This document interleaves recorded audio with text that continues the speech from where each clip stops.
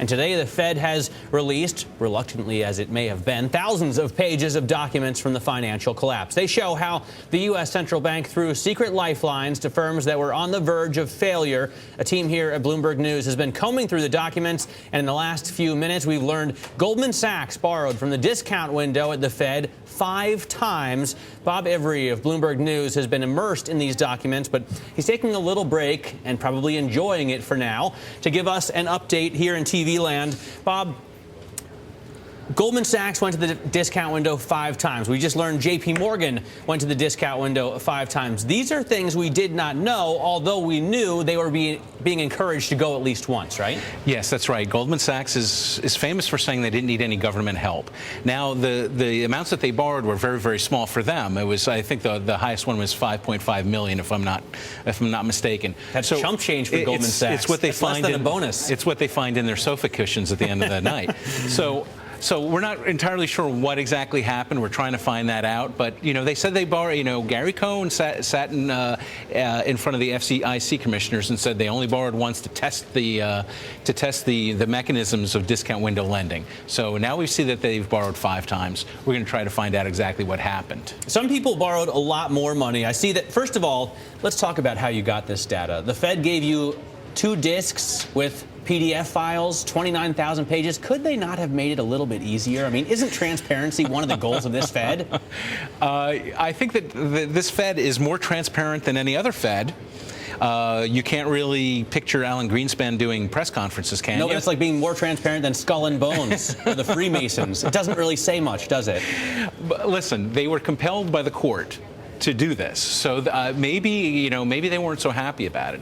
But they did give us disks with 29,000 pages, PDF files. We're trying to get them into spreadsheet form so that we can massage it a little bit and figure out what's what. But they did give us 29,000 pages, and it spans from August 07 to March 2010. And we'll know every single bank that borrowed from the discount window, the amount that they borrowed, and what date they borrowed during that time. And you see a lot, obviously, of borrowers there. You see extremes as far as the amounts.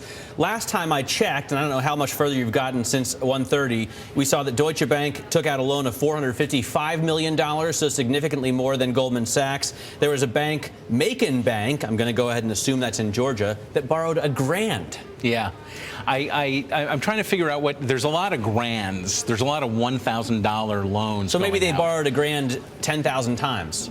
I don't know. I'm going to go back. I'm sure that 10,000. I'll look at it 10,000 times and count each one and tell you about it. There are banks that I think that there are a couple of foreign banks that borrowed upwards of $20 billion at a time. So we have DEPFA, I think it's the Irish-based German bank. That's part of Hypo Real Estate. Did I get that right? That's correct. It used to be a German bank and moved then to Ireland. Because the other one is Dexia, which is based in Brussels, and those two borrowed multiple billions of dollars over the course of the discount window borrowing. DEPFA actually stands for Deutsche Pfandbrief. Thank you. And you say that so well. Let's talk about, I'm serious about that. Let's talk about what you say to people. And there are a lot of them out there. Jamie Dimon is one of them. Tony Crescenzi was just here jumping on that bandwagon as well, saying that there's a stigma attached to banks that borrow at the Fed discount window. This is why they didn't want to give out the information. This is why Barney Frank still doesn't want you to have this information instantly, because he thinks it'll hurt the bank's reputation. There's one thing I never understood, and I've been reporting about this for quite a while, Matt, and that is there's a stigma attached to discount window borrowing. But so far, since 1914 up until today, discount window borrowing has basically been secret, so nobody knows about it. So how do we know that there's a stigma attached to it if nobody knows who's been borrowing from it?